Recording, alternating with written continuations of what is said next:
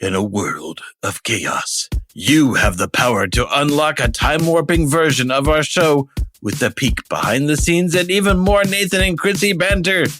That's right. When you become a member of the most excellent 80s movies podcast at truestory.fm, you get episodes 1 week early. Plus, each episode has bonus content for your listening delight and amusement that you can't get anywhere else. And you can hop onto the truestory.fm Discord to join the conversation there too, where we chat about our show and all the other shows that truestory.fm has to offer. So be a hero to this podcast and a hero to your ears. Go to True Story FM today, click on our show page, and become a member. And when you're out there in the world, be sure to keep the most excellent 80s movies podcast motto in mind. Be excellent to each other and party on, dudes. Before we dive in, here's another show you can enjoy in the True Story FM family of entertainment podcasts. Meet Zinnia. You are being very polite to someone who is attempting to kill us. Her wife, Saffron. You know I'm wildly, madly in love with you. And their best friend, Goldie. Glad we didn't miss all the fun. Swords in hand, they defend their city from the worst of humanity. I am Lord Buxton Blue. Equity Electric. Herr Haig. Virgil Walcott. Vicious Suave. Follow their adventures on the Swashbuckling Ladies Debate Society audio drama podcast. Available now at truestory.fm/swashbuckling. Hey Pete, ever wonder what Steven Spielberg's favorite film is? You know, Andy, I've heard he loves classics like Lawrence of Arabia, Meet Me in St. Louis. Imagine chatting with him about why those films resonate with him so much. That's exactly what we do on our podcast, Movies We Like. We've had incredible guests like actress Dee Wallace, cinematographer Eric Messerschmidt, director Steve Miner, and former Disney animators Tom and Tony Bancroft. They share their favorite films and the impact they've had on their careers, offering fascinating insights into the craftsmanship and storytelling techniques that make these movies so special. If you're curious about the magic behind the scenes, subscribe to Movies We Like from True Story FM on your favorite podcast app. New episodes are released on the fourth Monday of each month with early access for our members. Join us on Movies We Like as we explore the movies we all like with the people who make them. And Stephen, our people will call your people. Let's make this happen, puppy. Subscribe today.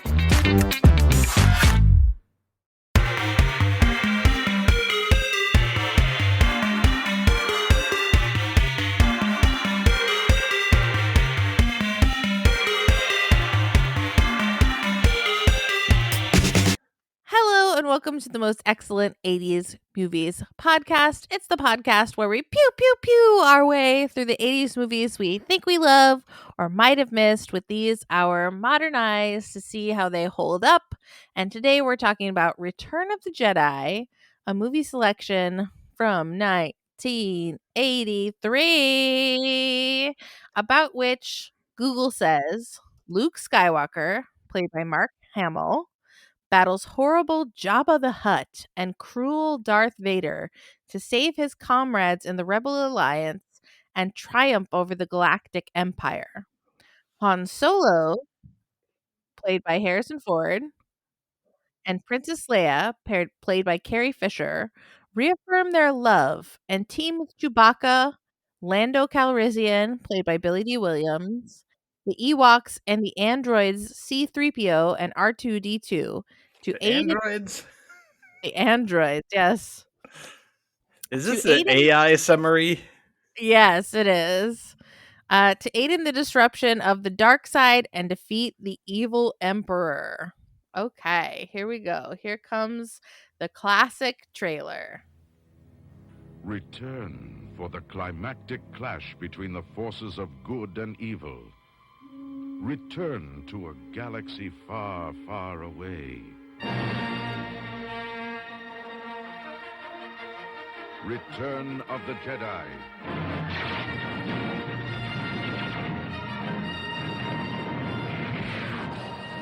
The next chapter in the continuing Star Wars saga. The battle for freedom rages on.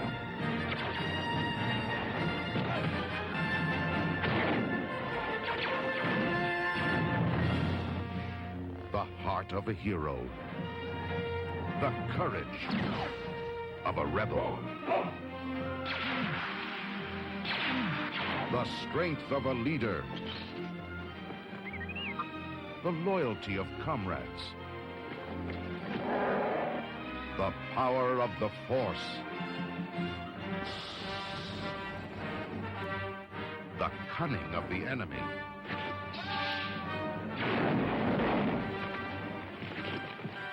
A destiny revealed. Is Darth Vader my father? A legend fulfilled. An epic of heroes, villains, and aliens from 1,000 worlds. Major Crap! The quest continues. The circle closes. The saga lives on. Return of the Jedi begins May 25th at a theater in your galaxy. The circle closes. Now that was not Harrison Ford. No. The other one, when I edited the podcast when we did Empire, I was like, okay, that's definitely Harrison Ford. I could hear it once you pointed it out to me. But this was just some weirdo. A trailer voice, a professional trailer voice. Yes, not a weirdo, a professional, of course. He could still be a weirdo. He's in a union, Krissy. I understand. I take back everything I said. I'm Krissy Lenz, the one of the directors at the Neighborhood Comedy Theater in downtown Mesa, Arizona. And with me, as always, is my companion, an award-winning filmmaker who will introduce himself now. Hello. Say your name. Nathan Blackwell, independent filmmaker with Squishy Studios. Yes, and joining us again to complete our Star Wars saga is a comedian of the Neighborhood Comedy Theater and all-around wonderful human being, Francis Zagarigo. That's me, and great job pronouncing my name. A lot of people can't do that. Oh, well, I did my best. I am trying to get into the trailer voice union. So we watched this a couple of weeks ago together, and Francis was seeing it for the very first time. Of course, as we already know, for Nathan and Krissy, this was the 100th time. And I'm super excited to jump in. Francis, any first impressions on where this third volume found you? Well, Nathan will be very pleased to hear that this scored higher marks for me than the last one. Oh my goodness. I thought that it was a great kind of rounding out of the trilogy. I was very pleased to watch it. I love the action. I think this one for me was probably my favorite. Wow. Me too. Oh, I'm so glad to hear you say that. Yeah, I know we're crazy, but I love Return of the Jedi. Return of the Jedi? How does this rank for you, Nathan, in terms of the overall Star Wars experience? Well, I would definitely put for me it's third place out of the trilogy. Okay. But the ending is it's really, the ending is so strong. You know, Yeah. like Jabba's palace is a little weird, but cool. What? And Jabba's palace is the best. It's my favorite. I love that, and we'll get to this, but I love that they all just have to sleep where they stand. It's kind of dark and it's kind of creepy. Yeah, I love it. And then it kind of turns into the Muppet movie with the Ewoks. But then it goes hardcore into a really excellent ending. It really, once the Emperor is involved and intercutting, suddenly like stakes show up and say, "Oh, we've been waiting for you," you know. And then everything is at stake, and they're doing a great job of intercutting everything. I kind of feel, not to throw anyone under the bus, but the director Richard Marquand, he was kind of an odd pick to be director, and I felt like there were so many moving parts for the ending that it was kind of Lucas, the producer, kind of taking over a bit. Like I feel like the weakest stuff is where people are standing around talking to each other. Yeah. Without a lightsaber to smash. Yeah. It was smashing. Yeah. Yeah, which is not to say that it's bad per se, but I feel like those scenes are the weakest in the trilogy for me. Yeah. Although, so having prefaced all this, like I remember being so incredibly excited about this movie when I first saw it. One of my earliest memories is I remember the night before we saw Return of the Jedi. Oh, wow. Yeah, so I remember like the palpable like excitement of having like a movie magazine and seeing like photos of the Jabba's palace like creatures, and I'm like losing my mind because we're going to the movie theater. So at this point, 1983, I'm in May 1983, I'm 7, I think. Yeah, 7 years old. So yeah, I'm losing my mind. I'm so excited. It all works for me. And I remember then the next, so we saw the movie and then we went camping, and I remember lying in my tent. You saw the movie and then you went to Endor. Yeah, exactly. And we had the toys, and we actually shot like Super 8 movies in the forest the next day. But I remember like lying in the morning because I would get up probably like an hour or two before like the adults, because I'm just a fidgety kid and I can't do anything, and like the adults are gonna sleep in, but just it's like I remember saying to myself, I'm going to imagine the entire movie. I'm going to let it play in my mind from start to finish because it was so exciting. I'm going to relive the experience. And I think I maybe only got like 3 scenes in, and then I forgot what happens next. Oh no. Oh, I love that. I absolutely adore that. And that's like what I always imagine and hope for when I took my kids to the movies when they were very young. Like I remember we took Rocket to see Avengers Infinity War, not knowing what was going to happen at the end. Oh my gosh. Was his favorite character Spider-Man? Spider-Man, Star-Lord, and Black Panther, all of whom got dusted. And Bucky. Bucky is his very favorite, and they all got dusted, and I had to carry him out of the theater as he had his little Bucky and Spider-Man figures clutched in his hand. And I was like, well, at least I know this is a formative experience for you. Right. Well, at least we're making memories. We're making memories. I love that. I love that for you. I don't remember my first time seeing this. I feel like I've always have seen it. Yeah, I don't remember the first time. Yeah, I don't remember seeing Empire, even though I was technically remembering at age, but yeah, I don't remember it all. But I love this one. I adore this one, and I think it's because I love the Jabba's palace sequence for all of its quirks, and I adore the Ewoks. I'm an Ewok stan. An Ewok fetishist? Yes. I adore the Ewoks.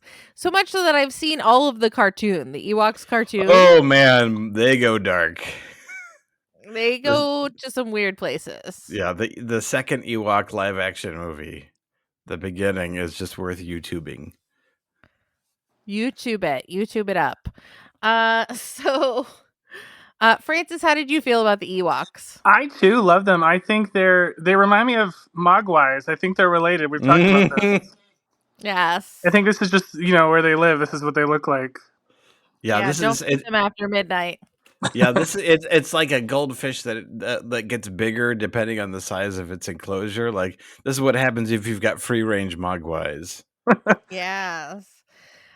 So we start with our opening scroll. Luke is gonna rescue Han. Oops, there's a new Death Star. We jump to a Star Destroyer where the little ships park, and it's Darth Vader. There's a big don don don don don don don. Everyone is standing there to meet Darth Vader, which reminds me so much of. I know you haven't seen it, Nathan, but Francis has. Didn't it remind you of Disneyland Rise of the Resistance when you come into the First Order ship and all the stormtroopers are just lined up waiting for you? And they're all just standing there and you feel like you were late to something? Yeah. Yep. Yeah, and it's cold and it's dark and it's vast. I loved it. And Darth Vader gets to be the middleman who's passing on the news that the Emperor is not as optimistic as them that this new Death Star will be ready in time. And the Emperor is coming and he's displeased. What? Oh no. Yeah, this is really where we're like we heard of the Emperor and we saw the Emperor in one scene in Empire, but this is where we're really building up the Emperor as a character. And now like everyone's talking about him. It's a big deal. He's coming here. What are we going to expect? It's like that line later. Like even watching like the first 3 movies as when they were the only Star Wars, when Darth Vader says that line, is like the Emperor is not as forgiving as I am, and it's like I feel like you're pretty unforgiving. But now, like now of the prequels and all the other stuff, it's like that rings much truer. Just how much more evil the Emperor is than Darth Vader. Yeah, the Emperor is like the bad daddy. Yeah, you got 2 daddies. Yeah, daddy's and one home. of them's a bad daddy. So we cut to C-3PO and R2-D2 on Tatooine, going to Jabba's palace. And 3PO is like, "Let's get out of here," but R2-D2 is like, "No, we've got a job to do. We've got to get in there." They have a message and a gift for Jabba the Hutt. Jabba's just having a nice time. He's just enjoying his lifestyle. He's kind of, I realized watching it this time, it's really kind of like dropping by like a Colombian drug dealer's like backyard party. You know, like it's just like, oh yeah, grab a drink, watch the girls, get in the pool. You know, like this is like an everyday thing. Yeah, every day is a Colombian drug lord's beach party at Jabba's palace. And he has dancing girls, and there are bounty hunters everywhere, and they throw the dancing girls to the Rancor, and it's just a fun time to be had by all. Ho ho ho ho ho ho. So the Jabba the Hutt puppet took Stuart Freeborn's team 3 months to build, cost $500,000 to make, and weighed 2,000 pounds. I love that. That's a ton. I love that. That's so cute. It's my mom's Jabba the Hutt keychain. Oh, it's so cute.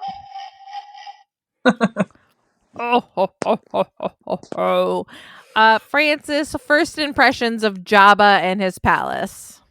Yeah, I think Nathan nailed it. To me, it was kind of like a space strip club for frogs. Just all over the place. And Jabba was, especially with what we find out later, just kind of proof that even in space, your boss is just a giant slug who doesn't know how to treat people. Yeah.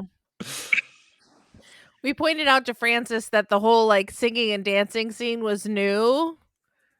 That they added a whole like musical number in there with CGI singing characters.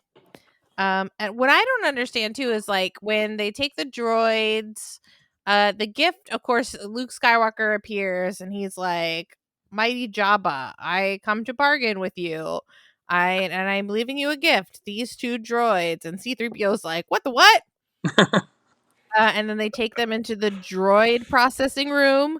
Yeah, and one that of the was droids, dark. Yeah, he's getting tortured. They're like burning his feet. And it reminded me of that Simpsons line. Why? Why was I programmed to feel pain? Like, why should it hurt him to like heat up his feet? I'm so confused. Keep going. I mean, they don't have to do this. They don't. So there's singing alien strippers, and a girl gets sent to the Rancor. And finally, what's the name of the? I know it. As soon as you say it, I'm gonna kick myself. But the Jabba's assistant, who has the 2 big tentacles on his head, Bib Fortuna. Bib Fortuna. That's exactly right. Bib Fortuna brings in Chewbacca, and Boba Fett shows up. There's a bounty hunter, and Chewie's taken away, and the party starts again. We see Lando is there. What? He's in disguise, but he's he has to pull down his mask and reveal his mustache so we recognize him. But so just that to we us. recognize him. Yeah. He's in the sexiest bounty hunter outfit ever. Well, they probably gave him like a first draft bounty hunter outfit. He was like, no. Yeah. And then updates He's like, it. No. I need style.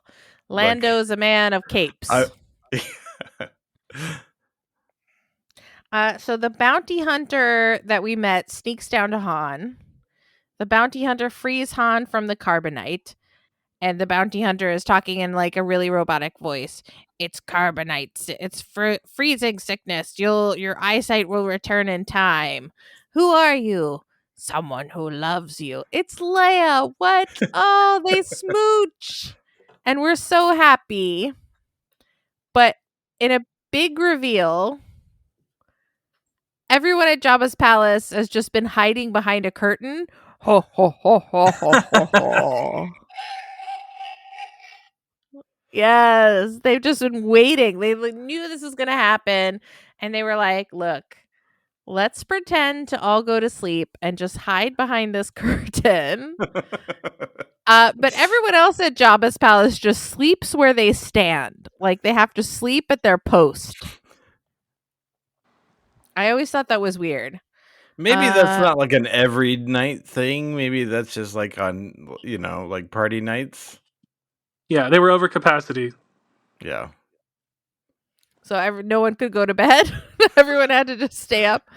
So I always love this part where Han is first waking up and he's like, Luke, a Jedi? I'm out of it for a little bit and everyone's having delusions of grandeur. I love it. He is so fun. Harrison Ford is just so fun when he can't see.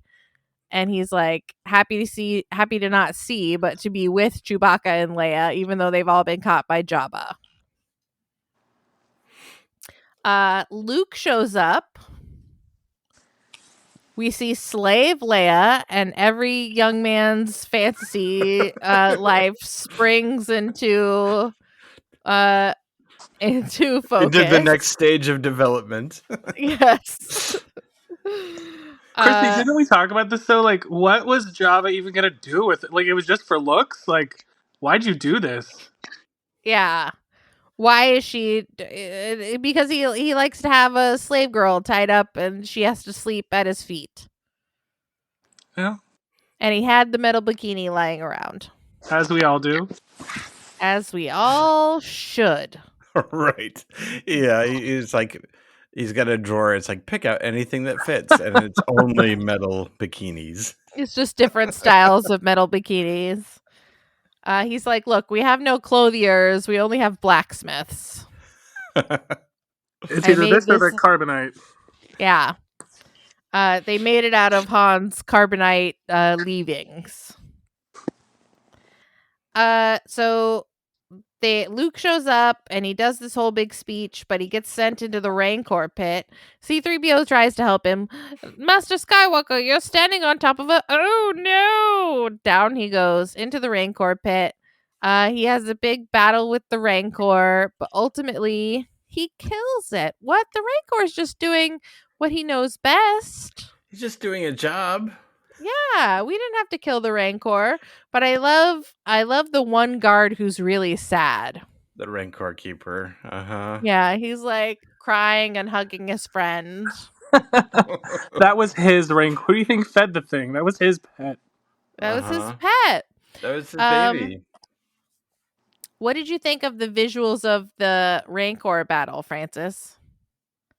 I don't remember them. Okay. So it was not memorable to you. Very good, very good. No. I remember the bikini, though. Yeah, good. That stuck with you. Yeah. Even as a gay man, it made an impression. I'm not sure now. I don't know. Yeah, you're questioning. That's okay. We all question when we see the metal bikini.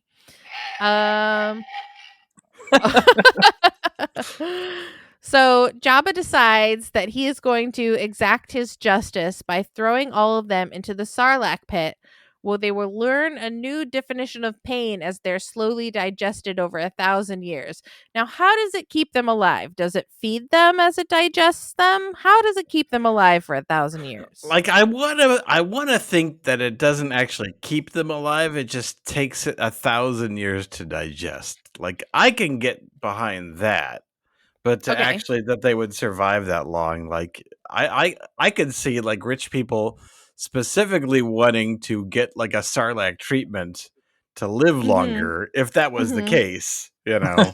Right. You become a vampire when you enter the Sarlacc. Right. Just doing like a year or two and just taking, you know, and everyone else around you ages, but you haven't. But one thing I do want to talk about though is, like, we don't know what the heck is going on with Luke Skywalker at this point.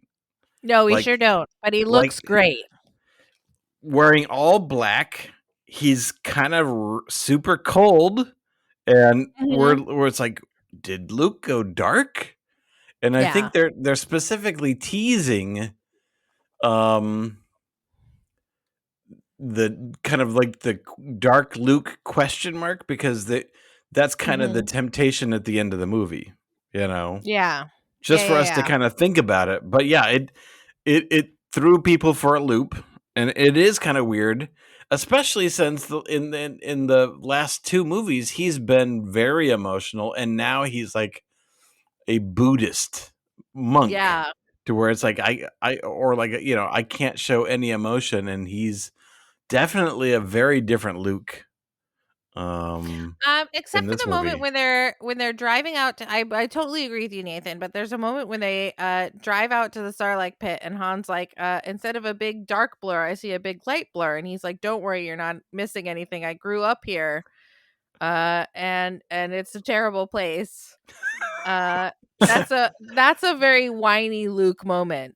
And you know where the Sarlacc pit scene was filmed was Yuma, Arizona. Yeah. Woo! Every time I drive to San Diego, when we drive through there's a Bib Fortuna Avenue or Bib Fortuna Street. And I'm always like, yeah, we're in Star Wars, you guys. Let's go find the Sarlacc and live for 1,000 years. But it's very funny as they're on the Sarlacc pit, because they nod at each other. So like Luke turns to Lando and nods, and Lando turns to Luke and nods, and then they all turn to like Chewie and nod, and it's just this slow like procession of nodding, which Family Guy did a parody of Star Wars, all three Star Warses, and that's the part they nailed, where it's just like turn, nod, and it's okay. So what you're telling us is you've got a plan. Great. Enact this plan. And Luke steps to the end of the plank, and he's like, this is your last chance, Jabba. Free us or you will die. And Jabba's like, bark, bark, bark, bark, bark, bark, bark. Throw him into the pit. And he like just jumps off the end of the thing, gets out his lightsaber, fight, which is fight, green fight, now. fight. It's green now. Yes. Oh, the reveal of the green lightsaber is such a exciting moment. It's green. I have been to Disneyland where you get to build your own lightsaber, and they have this big ceremony, and you pick out all the things, and it's very exciting. And you can get either green, blue, red, or purple. And it's so exciting to get to choose your color. So did you go green? I went purple. Oh, I'd go blue. Yeah. Rocket went red, and I was like questioning. It's an Avengers Infinity War trauma. Yeah, it's true. Wait, also, Francis, what's your lightsaber? Oh, it's green, without a doubt, green. Okay, yeah, good. it's green. So do you know why they switched it to green in the movie? Tell us. It's because the blue lightsaber didn't show up well in the desert scenes. Like when it's broad daylight with a blue sky with a blue lightsaber, it just didn't pop that much, and so they went green. They said, "It's an evolution in his Jedi-ness." But I love that. It's practical and it makes sense to me emotionally. Yeah. And so on our last episode, the caption said that Rocket was my cat. So I just want to clear up, in case I forget to mention it every time, that Rocket is actually my 14-year-old son and not my cat. So just in case you're wondering, Rocket is a 14-year-old boy, not a cat that I brought to see Avengers Infinity War. Although I love that your cat has a Bucky and a Bucky action figure. Yes, my cat goes everywhere with me. So they fight. Boba Fett gets eaten by the Sarlacc. Boba Fett where? That's whenever someone says Boba Fett, I say Boba Fett where? And he goes flying into the Sarlacc pit and gets eaten. Lando almost gets eaten by the Sarlacc. Leia strangles Jabba, which is so harsh and gross. It's a lot. It's really a lot. He's like blah blah blah blah blah blah blah blah. And Leia and Luke destroy Jabba's barge. What? They escape. Yay. So we cut to the Emperor on the Death Star. Patience, he says. Luke will come to you, and we will turn him to the dark side. Okay, we're gonna turn him to the dark side. And I don't know why, like, Darth Vader's like, are you replacing me? Like, why do we need and then I love how the Emperor has two creepy friends. The guys in red? Yeah, there's like two shriveled guys in like purple robes that are following him around. Mm-hmm. I like to think it's like his mixologist and his DJ.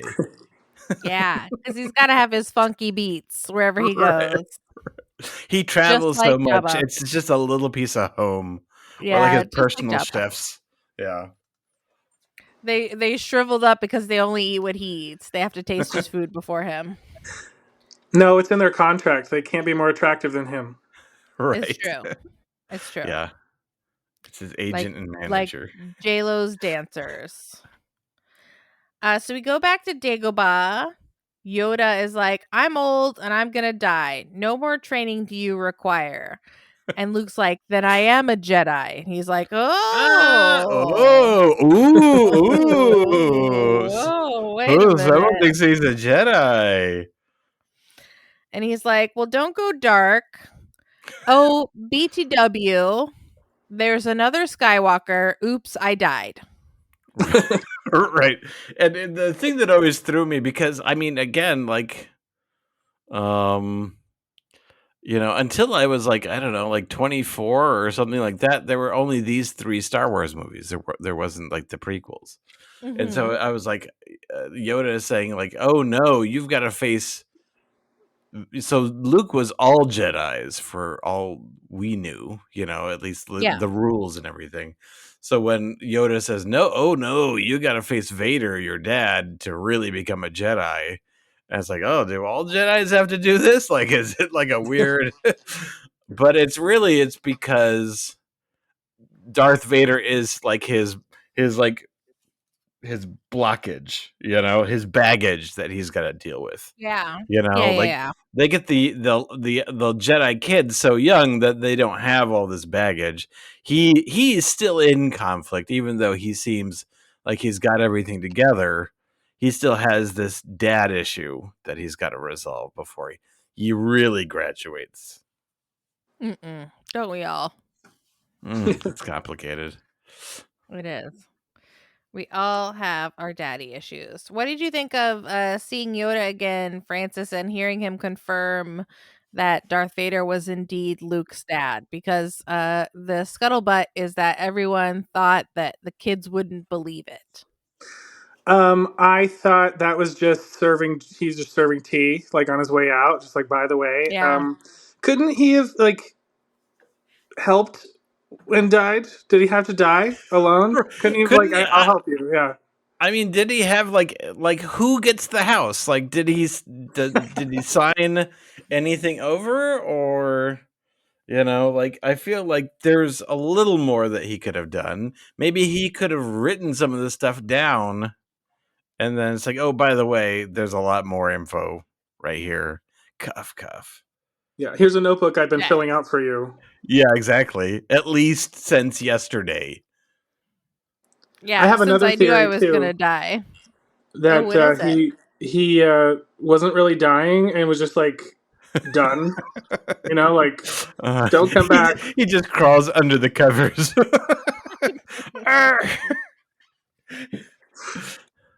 So when Yoda dies and he disappears, his clothes disappear too. So does that mean his clothes were a forced projection? Like he was actually nude? He was nude. I love it. You don't understand. There's medical reasons that I'm always nude around you. So Obi-Wan appears as a Force ghost, and he's like, okay, here's the deal with Anakin. BT dubs, you have a twin sister. And Luke's like, who's the only girl I've ever met in the history of ever? Also, the Leia. only girl who has kissed me. Yes. It's Leia. Leia's my sister. And he's like, you guessed it. Bingo bongo. And he is like, you should be like, ew, I totally had the hots for her. That's gross. So we're on a starship. Lando is a general. There's finally another girl, Mon Mothma, is there, and she's like, many Bothans died to bring us this information, and it's like, you're the only other girl.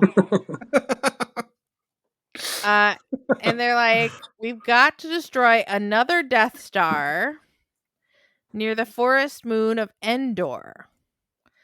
Then Han, Leia, Chewie, and Luke are all going to go to Endor and disable the shield generator, while Lando leads a team of people who are going to attack the Death Star. But they got to get the shield down, or the attack is useless.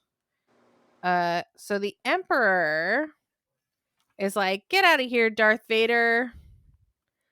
And Han and Leia and Luke and Chewie are trying to get into the clearance of Endor, and they're like, it was an older code, but I was going to approve them.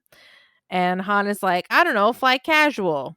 But Vader knows that Luke is there. So on Endor, they finally land on Endor. They get in. They have a chase on speeder bikes, which I always freaked me out. They're going too fast. The speeder bikes are so intense. Like, I can't imagine that you can get insurance for those things because it's insane. Maybe they're just not meant for forests, or they were just going a little too fast. Like, I feel like there was a combination of those things. Francis, what are your thoughts? It's like a bird bike of Endor. Like, they don't care. They're just there to make money. Like, they probably just leave them all over the place. Yeah. They just park them by a tree and say goodbye. Yeah. 400 miles an hour. No safety helmet. Now that we've seen more Star Wars, speeder bikes make a lot of sense. Just not in a very dense forest. Right. You're going to hit a tree or a branch. It's intense. Leia makes friends with an Ewok. Can you imagine them in a 10-mile-an-hour safety chase? Well, when we did the Tron episode, my recommendation was Segway scooters, and that's what it made me think. It was like, I can only go up to 20 miles an hour on my Segway scooter, and it feels so fast. Like, what the heck? It's crazy. But we meet the Ewoks, and they make friends with Leia. Vader and the Emperor is like, Luke is on Endor, and he's like, yeah, So blah blah blah. We're searching for Leia. They get captured by the Ewoks, the Ewoks see C-3PO. They see C-3PO as a god, right? Because they're not used to metal. Yeah. And they're like, who is this metal man who's so persnickety? And it's like, no, you don't get it. It was the accent. It was the British accent that did it. Yes.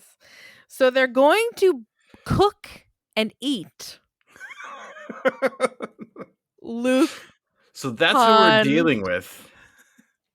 Yeah, these are savage Ewoks. They want to cook and eat. I never noticed this, but Wicket has, and I'm sure this isn't recent or anything, but I just never noticed it, that when we first meet Wicket, played by Warwick Davis, an 11-year-old Warwick Davis. Oh my gosh, he's just a tiny baby.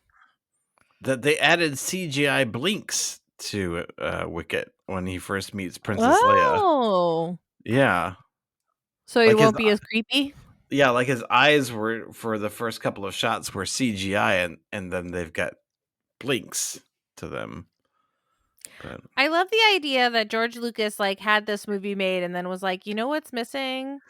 Blinks. The whole special edition thing is a can of worms that I feel like we've got to address on every one of these, because it's the only versions of the movie that are available, really. Yeah, they're the only ones Francis has ever seen. That's he true. Doesn't know the difference. He doesn't know any better. But yeah, it's interesting the kind of stuff that they added. So yeah, there was there was a different ending. Not different plot wise, but basically it just stays with the Ewoks rather than seeing all the galactic celebrations. And then we basically have an Ewok song that kind of takes us out of the movie. Takes us out as in to the end, not removes us from the experience. But yeah, just a scope and more CGI explosions and adding rings to explosions and things like that. But the real the one that really kind of stands out as a sore thumb is, I feel, the musical number. Yeah. I don't love the musical number. Yeah, I mean, there's plenty of silliness, there's plenty of goofiness. It does kind of Disney-fy the drug dealer, which we're spending so much energy trying to make him grotesque and evil, and then there's a cute dance scene to it. Yeah. Right before he murders one of the dancers. Yeah. For no good reason. She's a very good dancer. So finally, Luke uses his Jedi powers to raise C-3PO up on his chair, and they free them all, and they all become friends. And 3PO speaks their language and tells them the whole story of Star Wars. They have a big party. Luke tells Leia, "I have to go. BT Dubs, you're my sister, and he's our dad." Then Han is jealous, and she's like, "Don't worry about it. Hold me." Okay. Vader and the AT-STs are on Endor. Luke has surrendered to them. Or no, Luke goes to the Death Star and surrenders to them. Is that right? No. He goes to like what the Imperial Endor station. Right. And Darth Vader is like, okay, cool, go get his friends. Like, and Luke is like, you are good. And Vader's like, no, I'm not. And Luke is like, you won't kill me. And Vader's like, yeah, I will. On Endor, the Ewoks show them the back door to the shield generator. Yeah. And Wicket steals a speeder to distract the guards. And we keep cutting back between Endor and the Death Star. So on the Death Star, Vader takes Luke to the Emperor, and he's like, "You're gonna come to the dark side. We know all about the attack. We've been planning this from the beginning. Meanwhile, it's a trap."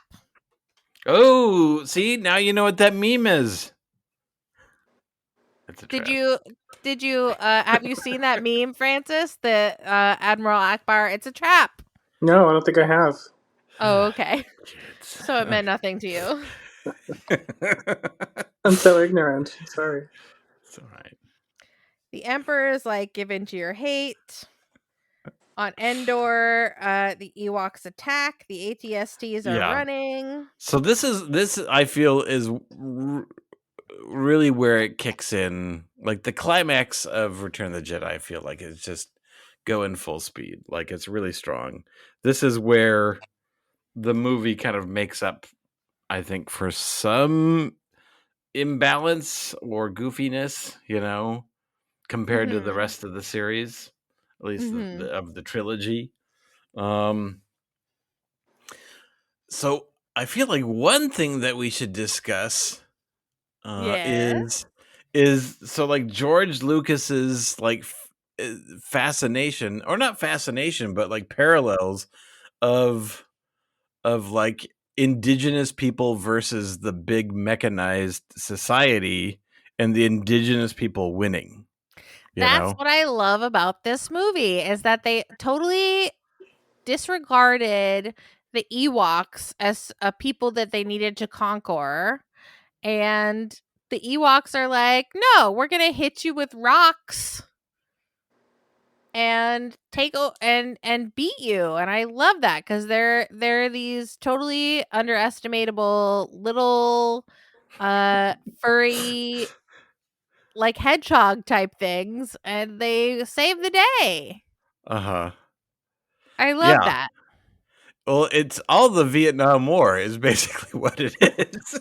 And it's the Vietnamese as the good guys repelling like the American military force.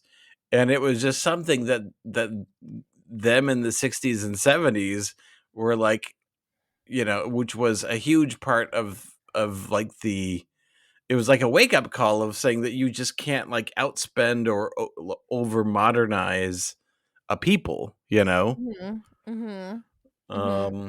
but it's interesting because he also brings it back again with the Gungans in episode 1 in Naboo.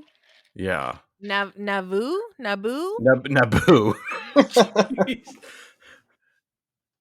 So the question is, so and the original version of Star Wars, like the original intention was that it was going to be the Wookiee home planet, not Ewoks. But they're like, oh, that's too many. That's just too many tall people.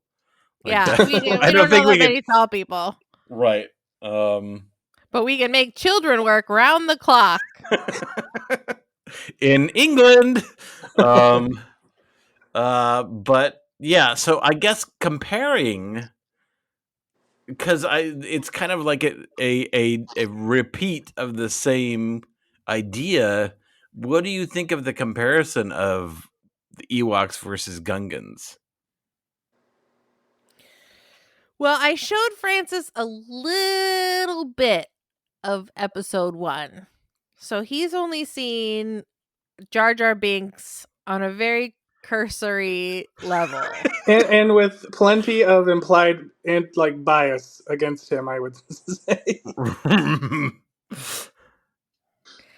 I don't really remember the Gungans. Like I don't I remember Jar Jar Binks, and I remember like Big Daddy who's like Big Daddy.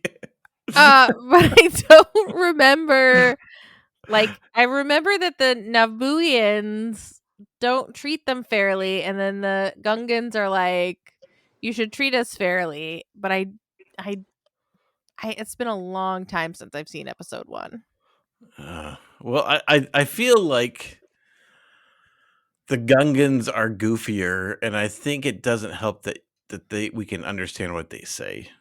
Yeah, You know, I agree. I feel that's a strength to the Ewoks, because really the Gungans, they kind of on the surface are primitive, but they have advanced technology. They're just not like technology forward like humans are. You know, Right. And but they I feel talk stupid.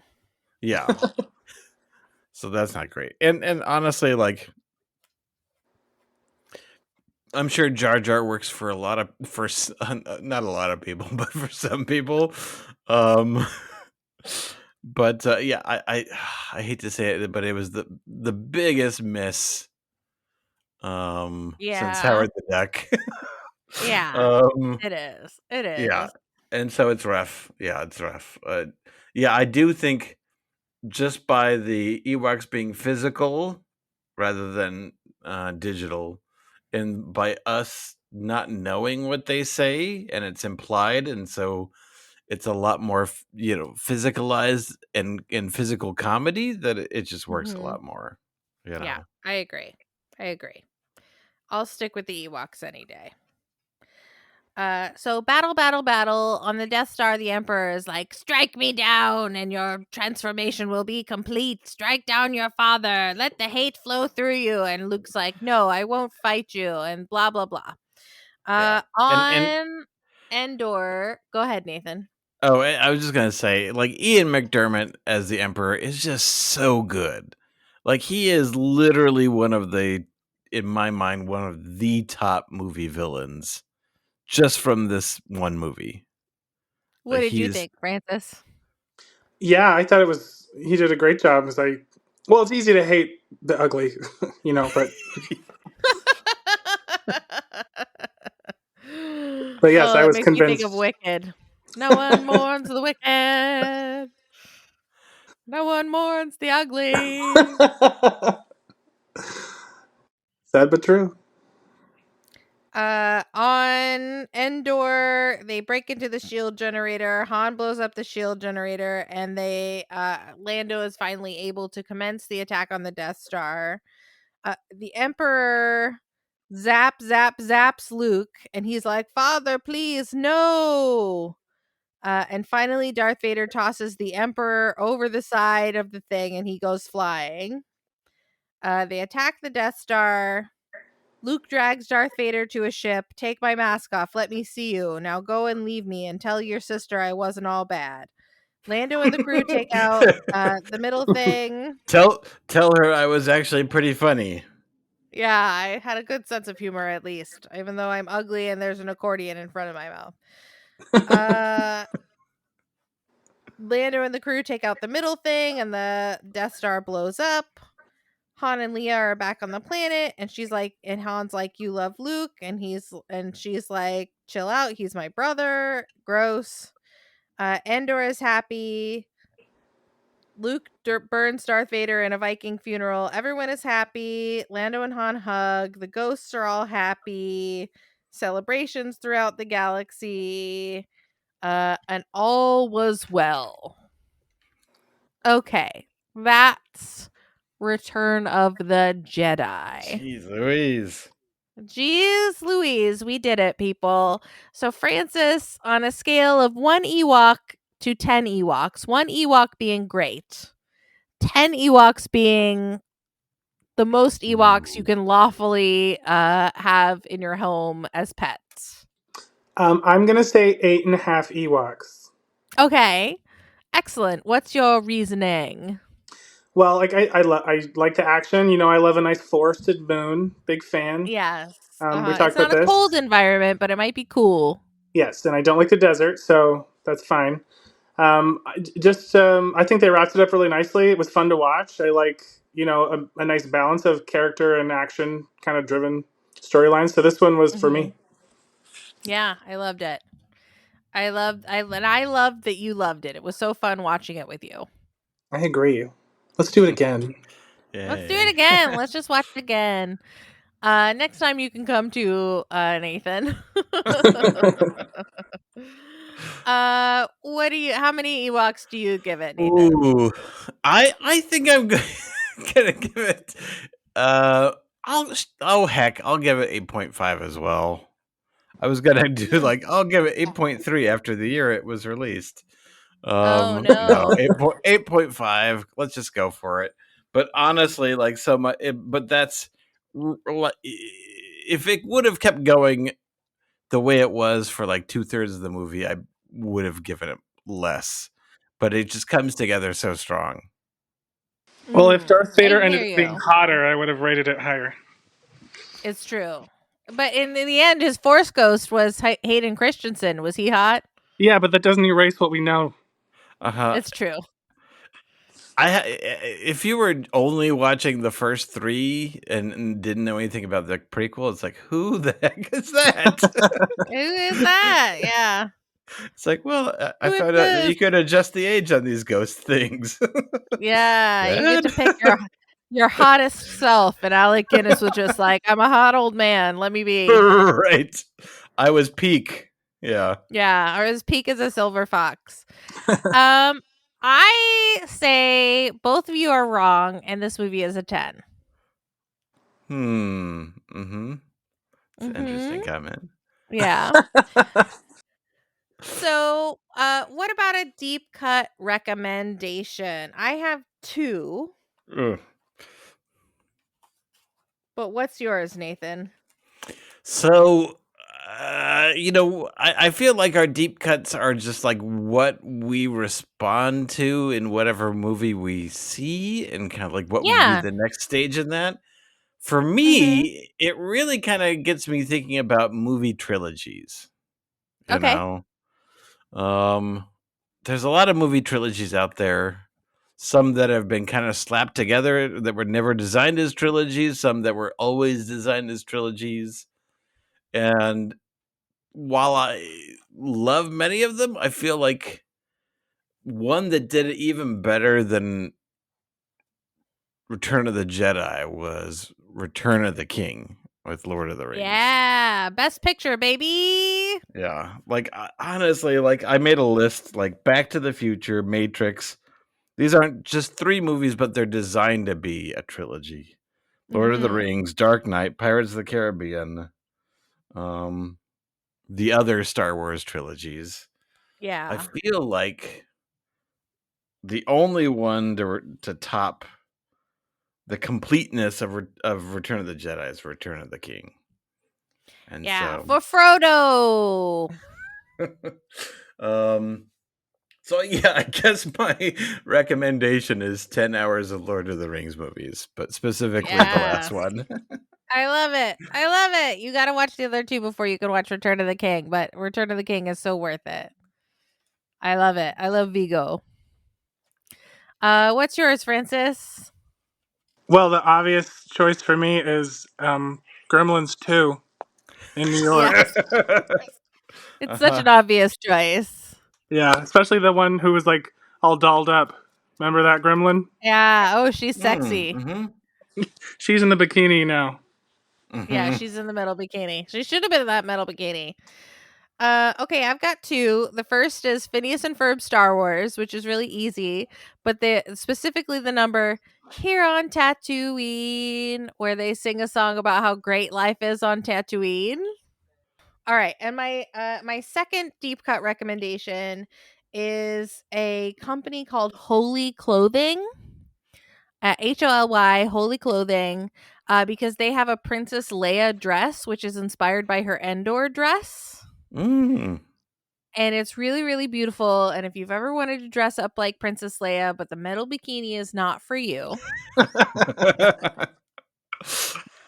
Holy Clothing's Leia dress is for you. Yeah, she doesn't have many outfits. No, and they're all so cosplay ready.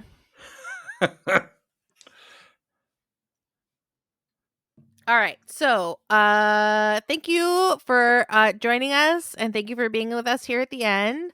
If you are here with us at the end and you want a little bit more of what we have to offer, our bonus content for members tonight is going to be a little game we're going to play called "What are your 3 favorite movies that take place in a forest?" At least partially take place in a forest.